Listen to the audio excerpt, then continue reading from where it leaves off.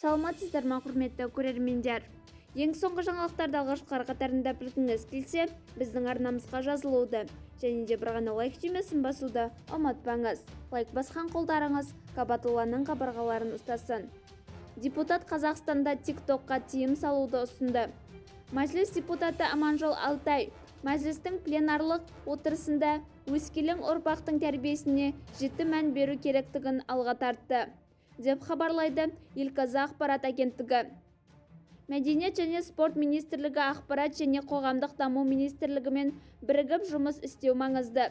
Рухани тәрбиелік мәні жоқ. Балалар мен жастардың санасына кері әсер ететін дүниені телеарна эфирінен шығармау керек.